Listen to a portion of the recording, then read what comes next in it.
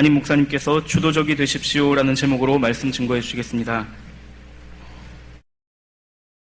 우리 믿음의 고백을 하나님께 드림으로 말씀 앞에 나가도록 하겠습니다. 하나님, 나를 사랑하신다. 하나님은 내 인생의 흑업임이라는 게 가지고 계신다.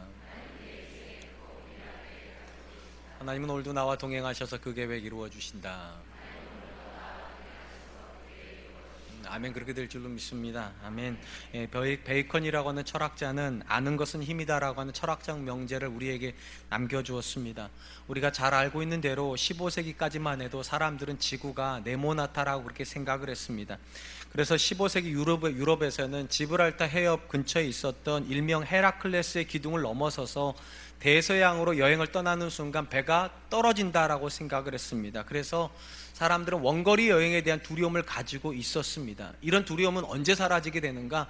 지구가 네모나지 않고 동글다라고 하는 과학적 지식이 전달이 되면서 그 미신과 같은 두려움이 극복이 되게 됩니다. 베이컨의 이 말은 예수님이 하셨던 말씀과도 일맥상통하다 생각합니다. 예수님은 진리를 알지니 진리가 너희를 자유케 하리라 이렇게 말씀하셨습니다. 예수님이 말씀하시는 진리는 우상과 미신으로부터 우리를 자유케 하는 그런 능력을 말하는 것일 것입니다.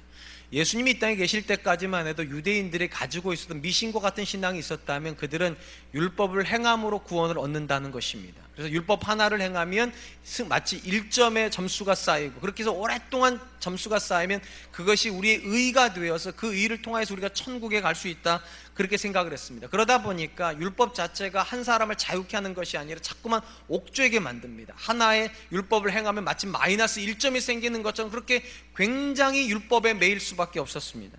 이런 율법에 매이는 모습은 바리새인들에게서 전형적으로 드러나게 되는데, 예수님께서 안식일에 사람을 고치시면 기뻐해야 될 텐데 그들은 기뻐하지 못합니다. 왜냐하면 율법이 그들의 기쁨을 가져가 버렸기 때문입니다. 안식일은 아무 일도 안 해야 되는 일인데, 예수님께서는 무슨 일을 했는데 그것 때문에 다른 사람이 나았어도 율법이 하지 말라고 하는 일을 했다는 것 때문에 그들은 기쁨을 가지지 못했습니다. 이런 그들을 향해서 예수님께서 혁명적인 선언을 하나 하시죠. 사람은 율법을 행함으로 의롭게 되는 것이 아니라 믿음으로 의롭게 된다는 것입니다. 여기서 말하는 믿음은 예수 그리스도에 대한 믿음입니다. 오직 예수님 안에서만 사람은 의를 얻고, 예수님 안에서 얻은 의를 통하여서만 사람은 구원을 얻게 된다. 그리고 이 사실을 믿는 자들은 더 이상 율법에 매여서 기뻐할 수 있는 상황에서도 기쁨을 빼앗기지도 않고, 슬퍼해야 될 상황에서 아랑곳하지 않는 사람이 아니라 우는 자들과 함께 울어줄 수 있고 기뻐하는 자들과 함께 기뻐할 수 있는 그런 사람이 된다는 것입니다.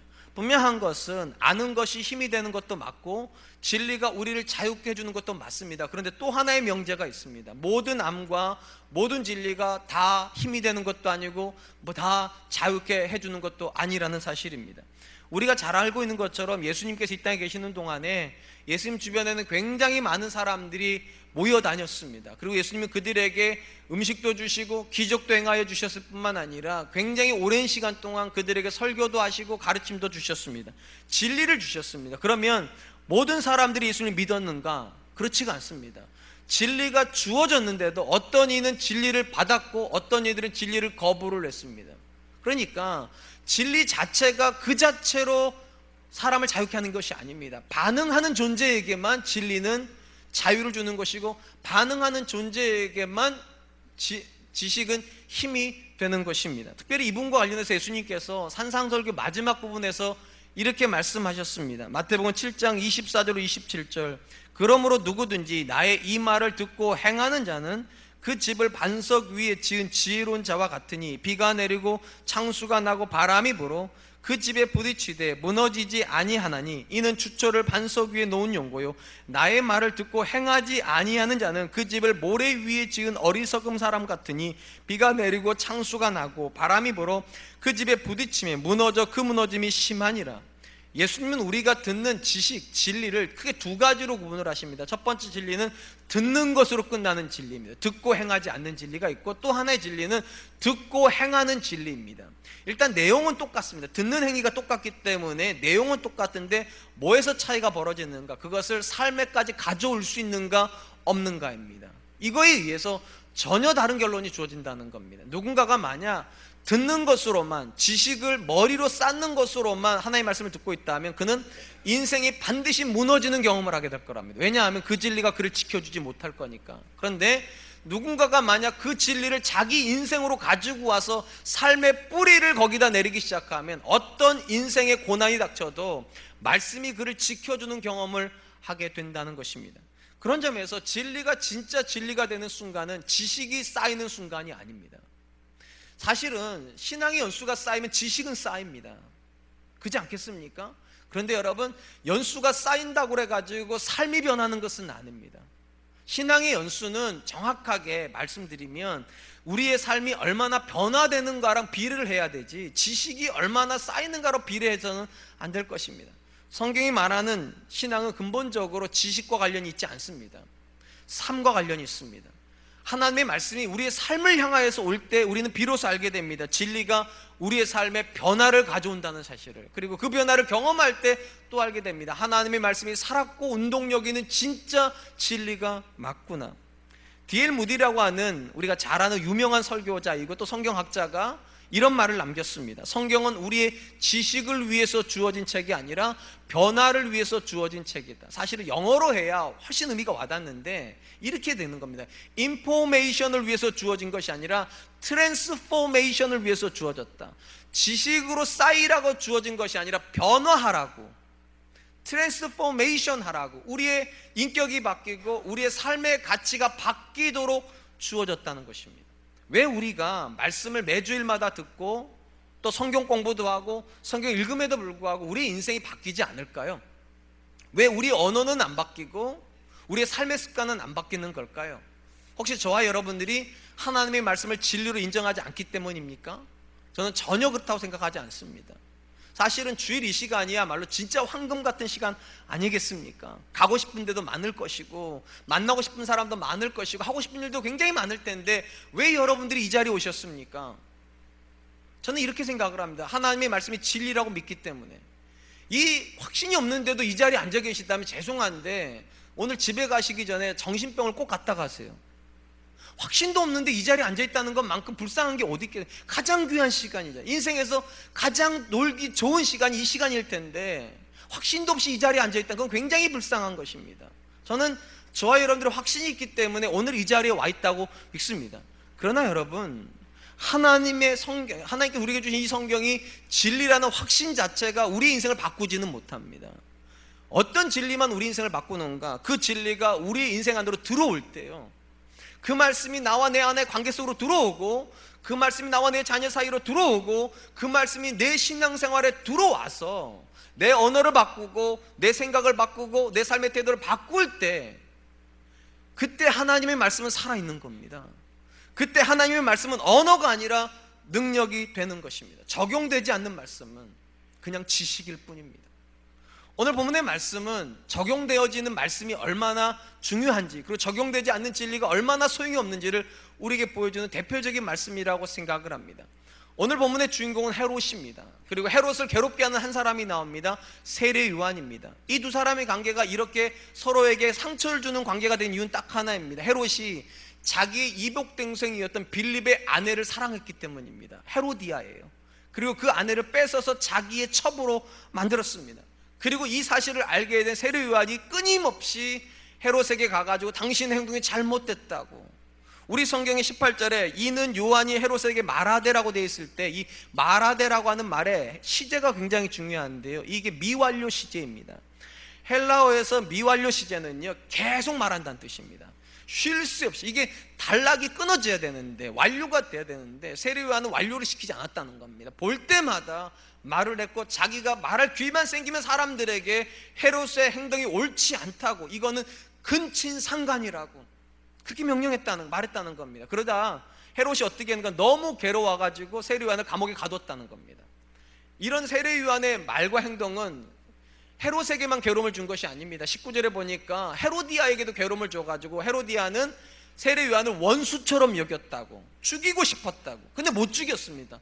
왜 못 죽였는가? 20절 말씀이 굉장히 중요합니다. 마가복음 6장 20절, 헤롯이 요한을 의롭고 거룩한 사람으로 알고 두려워하여 보호하며 또 그의 말을 들을 때 크게 번민을 하면서도 달갑게 들으미러라.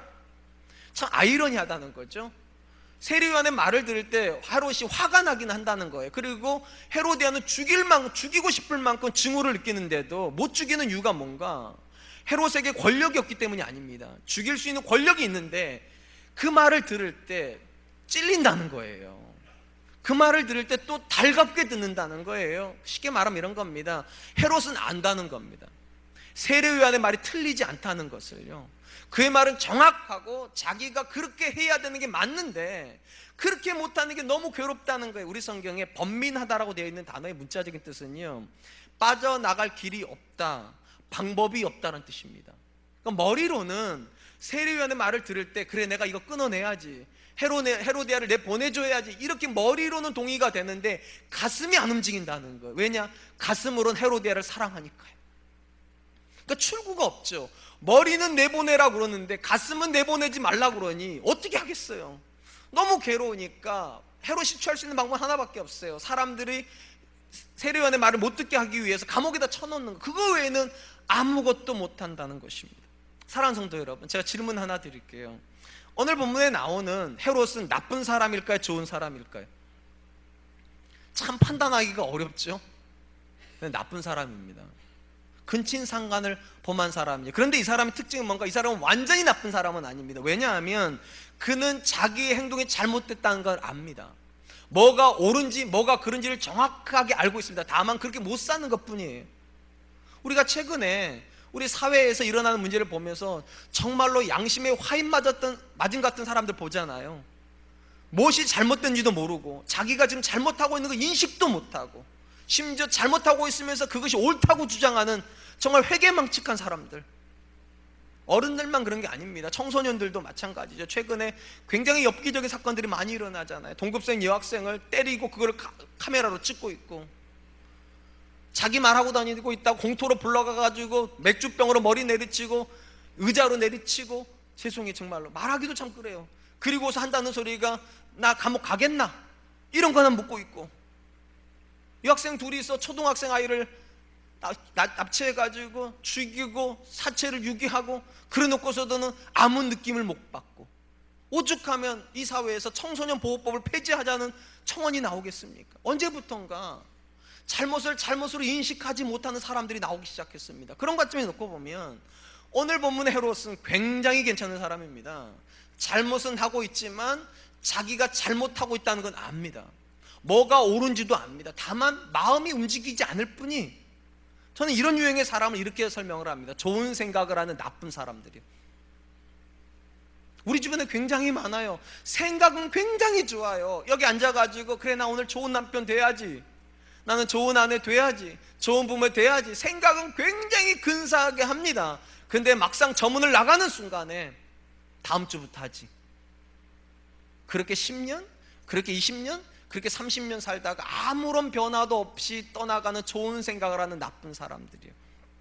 저는 오늘 이 본문을 읽으면서 헤롯의 모습 속에서 저의 모습을 보고 우리의 오늘날의 모습을 보는 것 같아 굉장히 괴롭습니다. 교회 다니시는 분들 주일날 와가지고 예배 드리면서 굉장히 많은 부분에 찔리잖아요. 하나님 말씀 들을 때 하나님 말씀대로 자녀를 양육하지 못한 것에 대해서 찔리고, 하나님의 말씀대로 남편을 존경하고 아내를 사랑하지 못한 것에 대해서 찔리고, 하나님의 말씀대로 사업을 하지 못하고 내 유익을 위해서만 사업을 했던 것에도 찔리실 겁니다. 그런데 그 찔림이 그냥 생각으로만 머무는 분들이 너무 많아요. 오늘 보면 헤롯도 찔리기는 합니다. 그런데 헤로디아를 내보내지를 못해요.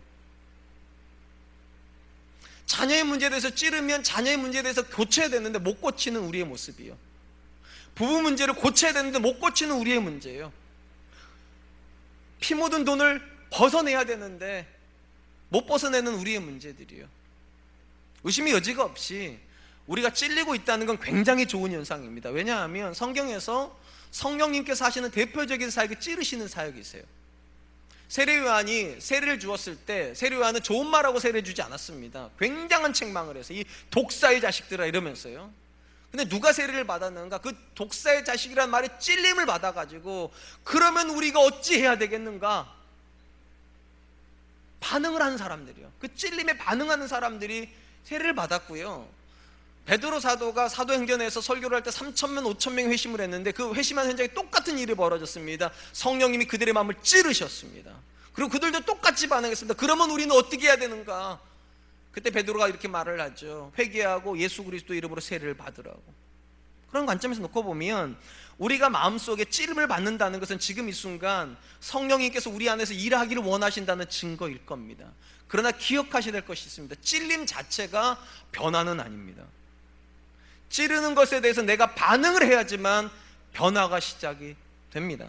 오늘 본문에서 헤롯이 찔리기는 했다니까요. 그런데 반응을 하지 않아요. 저는 찔리는 것의 가장 구체적인 반응이 기도라고 생각을 합니다. 왜 우리가 기도로 반응을 해야 되는가? 여러분, 찔림을 받더라도요, 변화할 수 있는 능력이 우리 안에 없습니다. 변화할 수 있는 능력인데 지금까지 안 바꿨겠습니까? 찔리기는 하지만 변할 능력이 없어요. 좋은 남편 될 능력이 없고, 좋은 아내 될 능력이 없고, 좋은 부모 될 능력이 없고, 좋은 직장이 될 능력이 없어요. 그러니까 기도해야 돼요. 하나님, 내가 찔리기는 했는데 내 힘으로는 저거 못하겠습니다. 하나님 좀 도와주세요. 나도 좋은 남편 되고 싶고, 나도 사랑받는 아내 되고 싶고, 나도 존경받는 부모 되고 싶고, 나도 존경받는 신앙이 되고 싶은데 하나님, 내 안에 그런 능력이 없습니다. 왜 예수님께서 그렇게 기도의 본을 자주 보여주셨을까요? 우리 힘으로는 하나님을 기쁘시게 할 어떤 것도 할 능력이 없기 때문입니다. 물론 기도하고 변화를 시도하겠다고 해서 다 성공하진 않을 겁니다. 계속 넘어질 겁니다. 계속 실패할 겁니다. 그러니까 예수님께서 말씀하시잖아요. 쉬지 말고 기도하라고. 한 번에 변화되면 뭐하러 맨날 기도하겠어요? 오늘 안 되면 내일 또 시도해야 되는 것이고, 내일 안 되면 모레 또 시도해야죠. 그러다 보면 알게 될 거예요. 하나님께서 능력 주신다는 것을. 하나님은 주저앉아 있는 사람에게 능력 주시지 않습니다. 넘어져도 또 일어나서 기도하는 사람에게 능력을 주시죠. 저는 이 자리에 있는 우리 사랑하는 성도님들 안에도 찔림이 있으시다면 그 찔림을 붙잡고 기도하세요. 하나님, 내가 이 땅에 살아봐야 얼마나 삽니까? 근데 하나님, 저는 정말 존경받는 남편이고 싶고, 존경받는 아버지이고 싶고, 존경받는 성도이고 싶습니다. 근데 제게 그런 능력 없습니다. 찌르시지만 마시고 제게 능력 주십시오. 실패해도 다시 일어날 수 있는 용기도 주십시오. 그래서 어제보다 오늘보다 내일 더 좋은 방향으로 가는 그런 사람 되게 해달라고, 그런 분들 되시기를 축원드립니다. 오늘 본문에서 헤롯은 굉장히 괴롭습니다. 그럼 이 괴로움에서 벗어날 수 있는 방법이 뭘까요? 크게 두 가지 방법밖에 없습니다. 하나는 자기를 괴롭게 하는 세례요한을 죽이든지, 아니면 세례요한이 말한 대로 자기 인생을 바꾸든지입니다. 이 둘 중에 하나만 되면 더 이상 헤롯은 괴로울 필요가 없습니다. 본문에서는 어떤 것이 채용이 됐는가? 세례요한을 죽이는 것이 채용이 됐습니다. 물론 이것은 헤롯의 의도하고는 상관이 없습니다. 우리가 읽지 않은 본문에 이런 내용이 나와요. 헤롯의 생일날에 많은 고관 대신들이 모여들었습니다. 그리고 이 잔치자리를 즐겁게 해주기 위해서 헤롯의, 엄밀히 말해 헤로디아의 딸입니다, 의붓딸이 와가지고 춤을 추기 시작합니다. 그리고 이 춤에 이 헤롯이 굉장히 감동을 받아요. 그래서 이렇게 물어봅니다. 너의 소원이 뭐냐고. 나라의 절반을 달라 해도 내가 주겠다고. 그때 이 아이가 굉장히 영악해요. 바로 이야기하지 않습니다. 어머니에게 갑니다. 그리고 이렇게 말합니다. 엄마, 아빠가 나한테 지금 뭐를 줄까라고 말하는데 뭐라고 대답을 할까? 이때 헤로데가 뭐라고 말합니까? 요한의 머리를 달라고 그러라고. 요한의 머리를 소반에 담아서 나한테 갖다 달라고 그러라고. 아이가 가서 말합니다. 요한의 머리를 요청합니다. 이 말을 듣자 헤롯은 더 이상 어떻게 해볼지를 못합니다. 모든 사람 앞에서 약속을 했고, 심지어 나라의 절반을 주겠다고 공언까지 한 마당이기 때문에 군사를 보내가지고 머리를 잘라오라고 그럽니다. 어쩌면 세례요한은요, 일정 시간이 지나서 사람들이 더 이상 헤로디아와 자신의 이름을 기억하지 않을 때쯤 되면 세례요한을 내보낼 생각을 하고 있었을지도 모르겠습니다. 그렇지 않습니까? 시간이 가면 사람들은 남의 일에 오랫동안 얘기하지 않습니다. 그냥 일정 시간이면 다 잊어버리죠. 잊어버리면 그때쯤 세례요한을 내보내줄 생각을 하고 있었을지 모르겠습니다. 그런데 헤롯의 생각이 성취되지 않습니다. 헤롯을 죽이고 싶어하는 헤로디아의 생각이 성취가 됩니다. 무슨 말인가 하면, 여러분, 신앙의 원리는 간단합니다. 우리가 순종하기를 차일피일 미루면 모든 상황은 어디로 가게 되어 있는가? 불순종하는 쪽으로 가게 되어 있습니다.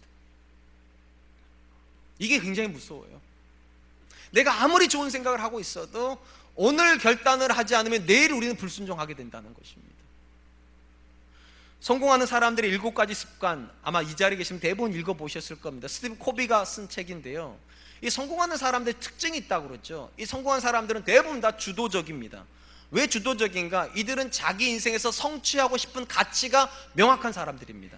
그래서 가치가 이들을 끌고 가는 사람들이에요. 그러니까 성공하는 사람은 끌려다니지 않습니다.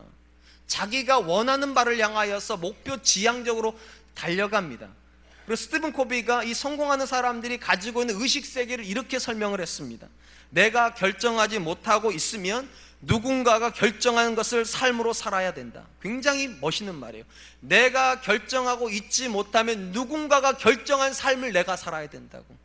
오늘 본문에 헤롯이 헤로디아보다 훨씬 능력 있는 사람이고 훨씬 착한 사람입니다. 세례 요한을 죽이지 못하니까. 그런데 세례 요한을 풀어주는 결정을 못하고 있으니까 어떤 결정을 따라갈 수밖에 없는가? 세례 요한을 죽이려고 하는 헤로디아의 결정을 따라가 볼 수밖에 없습니다. 누가 더 주도적인가? 헤로디아가 더 주도적입니다. 결국은 주도적인 사람을 비주도적인 사람이 따라가게 되어 있는 것입니다. 권력과 상관없습니다. 지식과 상관없습니다.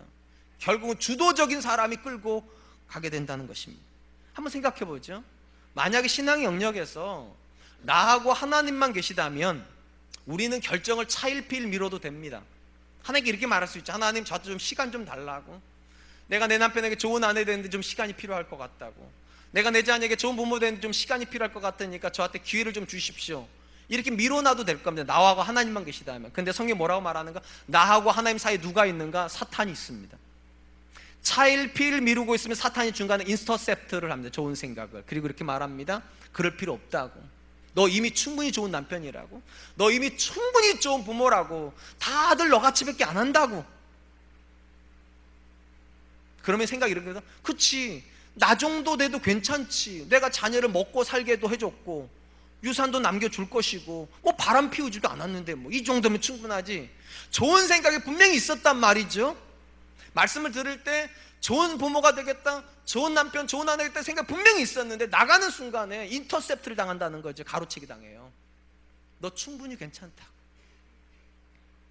예수님께서 천국의 비유를 말씀하실 때 첫 번째 하셨던 비유가 뭔지 기억나실 겁니다. 4개의 밭 비유요. 밭이 4개가 있다는 거죠. 그 중에 첫 번째 밭을 기억하십니까? 길가입니다. 길가요. 길가에도 씨앗이 떨어졌다는 거 아세요? 근데 씨앗이 떨어졌는데 유일하게 이 길가만 밭 안으로 들어가지지 않습니다. 무슨 말인가? 갈등하고 있는 거죠. 이 밭이 지금요. 받아들일까 말까. 좀 고개 좀 끄덕여 보세요. 그런 거예요. 지금 얘가 받아들일까 말까를 갈등하고 있는데 그때 갈등이 길어지자 어떤 일이 벌어져요? 새가 와서 낚아채가 버리면 인터셉트를 해버렸다는 거죠. 성경에 나오는 새는 어떤 걸 의미할까요? 사탄입니다. 아무리 좋은 말씀이 우리에게 떨어져도 우리가 그것을 즉각적으로 받아들이지 않고 그걸 차일피일 미루고 있으면 훨씬 주도적인 사탄이 가져가 버린다는 겁니다. 성경에 사탄은 굉장히 주도적인 존재입니다. 우리가 유혹해달라고 말을 하지 않아도 우리 와서 유혹을 하는 존재예요. 우리가 그를 부르지 않아도 초대하지 않아도 어김없이 찾아오는 존재가 사탄입니다. 그렇기 때문에 우리가 아무리 좋은 말씀을 듣고 있고 마음으로 그래 내가 한번 해봐야지 결정을 했을지라도 즉각적으로 순종하지 않으면, 주도적으로 신앙생활을 하지 않으면 우리는 좋은 말씀 다 빼앗겨 버립니다. 그리고 끊임없이 이렇게 생각할 거예요. 나는 좋은 생각은 하고 있는데, 나는 좋은 생각은 하고 있는데. 제가 오늘날 한국교회를 보면서 가장 안타깝게 여기는 것은 부모님들입니다. 부모님들이요. 한국의 부모님들만큼 주도적인 분들은 없을 것 같아요. 특별히 신앙이 아니라 성적에 대해서요, 학업에 대해서요. 전 세계에서 한국 부모들은 유별나죠. 학원을 누가 알아봅니까? 부모가 알아봅니다. 대학교 누가 결정합니까? 부모가 결정합니다. 과도 누가 결정해 줍니까? 부모가 결정해 줍니다. 요즘엔 한 발짝 더 간다고 그러죠. 수강 신청도 누가 해줍니까? 부모가 해줍니다. 여자친구도 누가 만들어줍니까? 엄마가 해줍니다.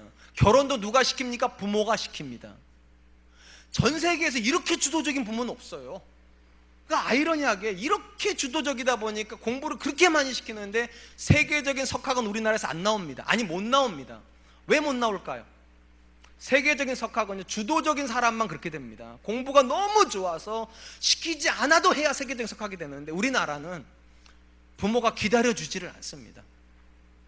부모가 마치 코에 껴가지고 끌고 다니는 것처럼 그렇게 끌고 다니다 보니까 대학교 가면 지쳐버려. 이미 애들이요. 더 이상 공부할 의지가 없어져요. 저희 둘째 아이가 올해 고1인데 가끔 제가 우리 아이를 이제 라이드를 해줄 때가 있습니다, 학원에. 그러면 이제 친구가 같이 탈 때가 있어요. 친구를 같이 태워주고 이제 집에 오면 우리 큰아이 둘째가 이렇게 말해. 아빠 오늘 차 탔다는 있잖아. 걔네 엄마가 얼마나 대단한 줄 알아? 그래서 제가 뭐 대단한가 했더니 얼마나 대단했더니 걔네 엄마는 새벽 2시까지 잠을 안 잔대요. 왜 안 잘 것 같습니까? 그 집 아이가 새벽 2시까지 공부하는 걸 지켜보기 위해서. 아이 방 앞에다가 의자를 갖다 놓고 엄마가 책 읽는데요, 새벽 2시까지요. 놀래지도 않는 거. 여러분 집도 다 그러시나 봐요. 그래서 우리 아이가 그러는 거, 걔 굉장히 불쌍하다고. 아무것도 못한다, 새벽 2시까지 엄마가 뒤에 앉아 있으니까. 그러니까 학교 와서 내존다는 거예요. 그럴 수밖에 없죠, 애가요. 그 정도로 우리나라 부모들이 극성 맞습니다.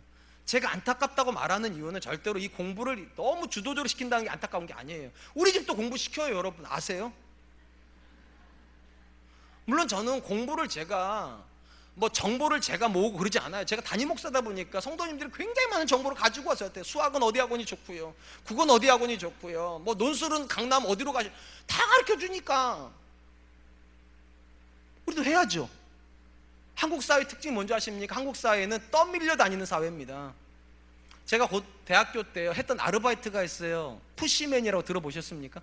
지하철에서 사람 밀어주는 겁니다. 제가 낙성대역에서 아르바이트를 했는데요, 거기에 젊은 아가씨들이 갑자기 저를 보면서 이렇게 이러고 계세요. 여기를 밀어달라는, 이렇게. 어떻게 하겠어요? 밀어달라는데 밀어줘야죠. 한국은 그런 사회예요. 나 혼자 공부 안 시키고 있으면 불안한 사회예요. 다 떠밀려 가는데 나 혼자 내 자녀 아무 일도 안 해주면 내 자녀 망치는 것 같아서 공부시켜야 돼요. 목사도요, 자녀를 학원에 보낼 수밖에 없는 이유가 떠밀려 가는 사회니까요. 그게 자체가 나쁘다고 저는 생각하지 않아요. 그건 사회 문화니까. 제가 안타깝게 여기는 건 이거예요. 공부에 대해서는 그렇게 주도적이신 분들이 신앙에 대해서는 굉장히 비주도적이라는 겁니다. 공부는 내가 다 시켜줄 수 있지만 신앙은 하나님께서 때가 되면 주시는 것처럼. 저는 이게 어디서 나온 건지 모르겠어요. 이렇게 마음의 유한을 가지시는 것 같아요. 하나님, 내가 우리 자녀를 위해서 열심히 살고 있고 내가 기도를 하고 있으니까 하나님, 대학교는 내가 보내고 취업도 제가 시키고 결혼도 제가 시켜놓을 테니까 하나님이 신앙만 주세요. 하나님이 신앙을 주세요. 이러시는 것 같아요. 근데 한 번만 여러분들이 신앙을 아시는 분이고 성경을 아시는 분이라 제가 묻고 싶습니다. 하나님께서 저와 여러분들에게 주도적이기를 원하시는 영역이 삶의 영역일까요? 내 자녀가 무엇을 먹을까? 무엇을 마실까? 무엇을 입을까? 어느 대학을 들어가고 어떤 직장을 들어가는 걸 우리가 주도적으로 하길 원하실까요?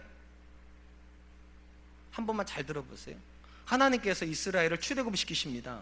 광야로 내보내십니다. 그리고 이렇게 말씀하셨습니까? 니네가 40년 동안 먹고 살고 나는 가나안 땅 문 열고 기다리고 있을 테니까 글로 와라, 그러셨습니까?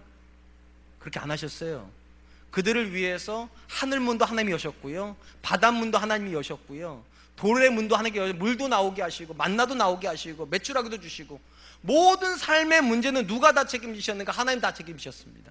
삶의 영역은 하나님이 주도권을 가지시는 거예요. 대신에 하나님께서 우리에게 또 그들에게 기대하셔도 주도권 영역은 신앙의 영역입니다. 대신에 너희는 우상 숭배하지 말아라. 결단하고 오직 하나님만 섬겨라.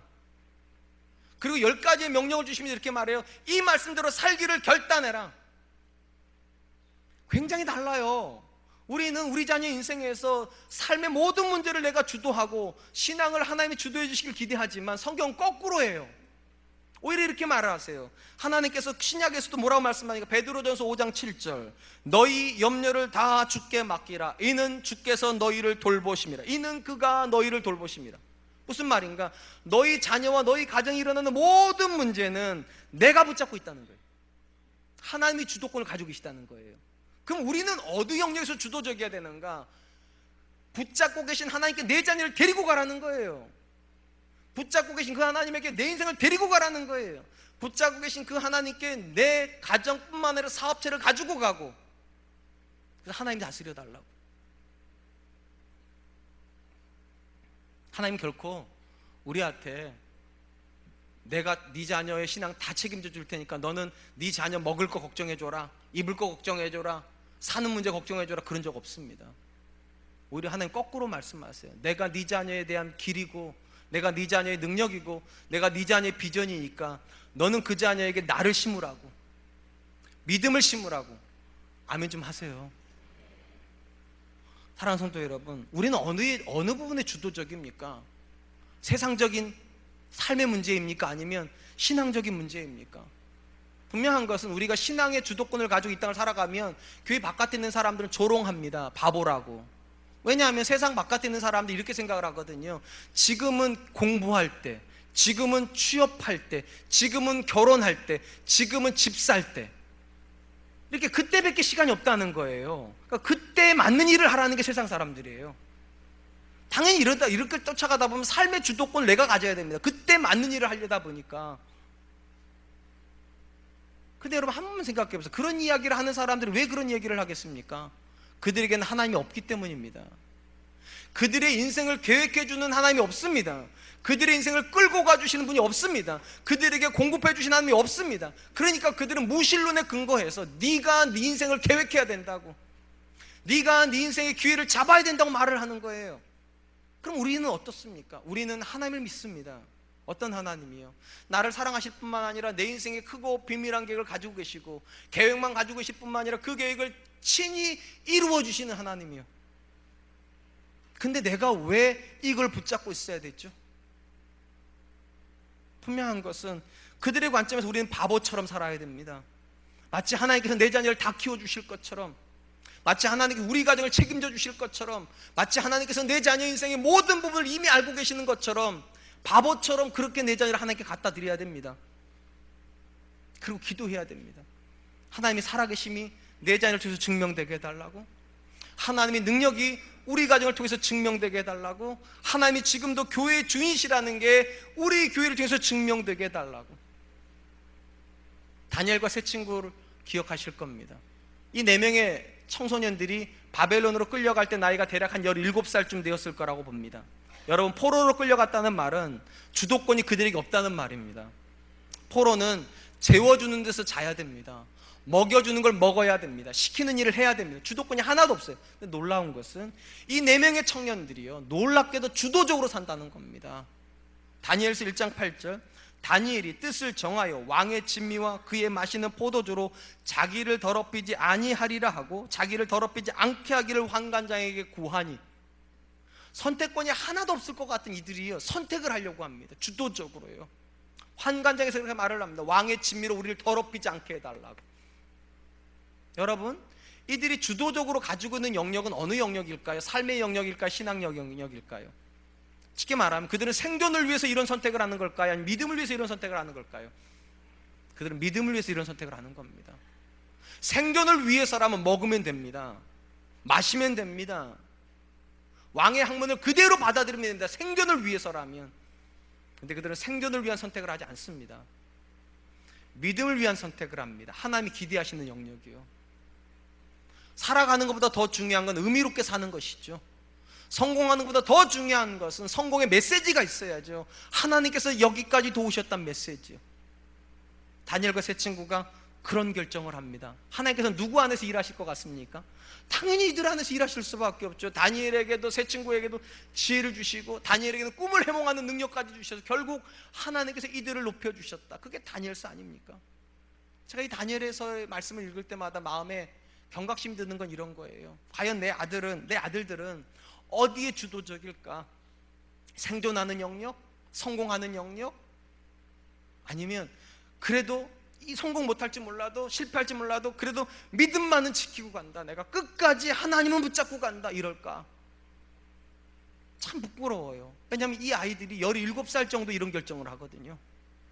근데 신앙생활 한 지 17년이 지나도 30년이 지나도 40년이 지나도 떠밀려 다닐 뿐만 있지, 자기 인생을 결단하지 못하고 자녀의 인생도 결단시키지도 못하고 가정도 결단하지 못하고 떠밀려만 다니는 우리의 모습을 보면서 도대체 뭐가 되겠나? 오늘 보면 헤롯은 절대로 나쁜 사람 아닙니다. 그는 하나님의 말씀을 들을 때 번민합니다. 고민했다는 뜻이에요. 그는 뭐가 옳은지 압니다. 다만 뭐가 문제인가? 주도적이지 않습니다. 결단을 못하고 차일피일 미뤄요. 마치 우리 모습이죠. 내 자녀가 언젠간 하나님 믿겠지, 우리 딸이 언젠간 하나님 믿겠지, 우리 남편이 언젠간 하나님께 돌아오겠지. 근데 여러분, 차일피일 미루면 그 아들에게 믿지 않는 며느리가 들어와서 그 아들을 세상으로 끌고 가는 거 아십니까? 그 딸에게 믿지 않는 남편이 와가지고 그 딸을 데리고 세상으로 가버리는 거 아십니까? 여러분의 남편이 결국은 세상에 뿌리를 박아버린다는 거 아십니까? 그러기 전에 하나님께 찔림을 주시면 각오하시고 기도하세요. 하나님, 저한테 정말로 내 자녀를 돌이킬 수 있는 시간이 있다면 돌이킬 수 있는 용기를 주시고 부딪힐 수 있는 각오도 좀 주시고 자녀한테 정말 목숨 걸고 덤비게 해달라고, 하나님 정말 그렇게 해달라고. 저희 큰아이가 저한테 이렇게 말했다고 말씀드렸잖아요. 아빠가 말하는 대로 설교하는 대로 살면 나 못 살 것 같은데, 성공 못 할 것 같은데, 아빠 내가 성공 못하고 내 인생에 실패하면 아빠가 책임질 거냐고. 제가 그랬어요. 책임져 준다고. 내가 평생 설교 열심히 해가지고 끝까지 책임져 줄 테니까, 네 자식의 자식까지도 책임져 줄 테니까 말씀대로 살아봐라. 저는 무서운 선택이라 생각해요. 그리고 제가 하는 선택은 절대로 제 능력을 믿고 하는 거 아닙니다. 하나님께서 책임져 주신다잖아요. 이는 주께서 너희를 돌보심이니라. 두려워하지 마세요. 망설이지 마세요. 하나님 말씀 앞에 여러분 자녀 데려오시기를, 여러분의 가정을 하나님 앞에 데려오시기를, 여러분의 직장을 하나님 앞에 데려오시기를 오늘 이 시간 결단할 수 있기를 축원드립니다. 이제 말씀을 맺으려고 합니다. 저는 번민하는 헤롯의 모습 속에서 제 모습을 보는 것 같다 굉장히 괴로웠습니다. 옳은 거 압니다. 어느 방향으로 가야 될지도 다 압니다. 근데 자꾸만 안에서 계산이 됩니다. 그렇게 하면 내게 손해가 될 것 같으니까, 그렇게 하면 내가 원하는 걸 놔야 될 것 같으니까 망설입니다. 망설이면서 어떤 일이 벌어지는가? 불순종의 길이 열려버립니다. 내가 주도적이 되지 않으면 정말 주도적인 세력이 나를 끌고 가버립니다. 헤로디아가 헤롯을 끌고 가서 세례요한을 죽이게 만드는 겁니다. 이 자리에 계신 많은 부모님들이 이렇게 말할 거예요. 나는 내 자녀를 위해서 기도했다고, 나는 내 자녀가 하나님께 돌아오기를 열망했다고. 근데 그런 걸로 일이 바뀌지는 않습니다. 주도적이어야 됩니다. 신앙은 목숨을 걸고 하는 거예요. 책임을 끝까지 지겠다고 하는 각오를 가지고, 하나님께서는 내 자녀 책임져 주실 거는 확신을 가지고 덤벼야지만 결국은 그 자녀가 하나님께로 오는 거고, 결국은 그 가정이 하나님께 돌아오는 거 아니겠습니까? 이 시간 스스로에게 한번 물어보시기 바랍니다. 여러분은 무엇에 주도적이십니까? 삶입니까? 신앙입니까? 바라기는 신앙이길 축원드립니다. 시원하게 찬양할 텐데요, 주님 말씀하시면 찬양하려고 합니다. 이 찬양의 가사가 참 멋있습니다. 주님 말씀하시면 내가 나아가리다. 주님 뜻이 아니면 내가 멈춰서리이다. 여기에 망설임이 없어요. 말씀하시면 가겠고, 멈추라고 하면 멈추겠다는 겁니다. 거기 어디에도 잠시의 여유가 없어요. 즉각적인 주도적인 반응, 주님 뜻을 이루기를 위해서. 찬양드리면서 하나님, 내가 신앙의 주도적인 사람 되게 해주십시오. 떠밀려 다니는 사람 되지 말게 하여 주시고, 어떻게 해볼 수 없는 상황에 가가지고 후회하는 사람 되지 말게 해주시고, 지금 결단하게 해주십시오. 우리 같이 한번 찬양하겠습니다. 주님 말씀하시면, 주님 말씀하시면 내가 나가리다. 주님 뜻이 아니면 내가 멈춰서리다. 나의 가고 서는 곳 주님 뜻에 있으니, 오 주님 나를 이끄소서. 주님 말씀하시면, 주님 말씀하시면 내가 나아가리다. 주님 뜻이 아니면 내가 멈춰서리다. 나의 가고 서는 곳 주님 뜻에 있으니, 오 주님 나를 이끄소서. 뜻하신 그곳에, 뜻하신 그곳에 나 있기 원합니다. 이끄시는 대로 순종하며 살리니, 연약한 내 영혼 통하여 일하소서. 주님 나라와 그 뜻을 위하여.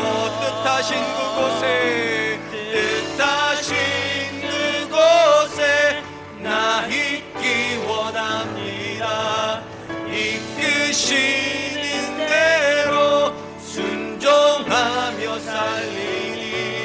연약한 내 영혼 통하여 일하소서. 주님 나라와 그 뜻을 위하여.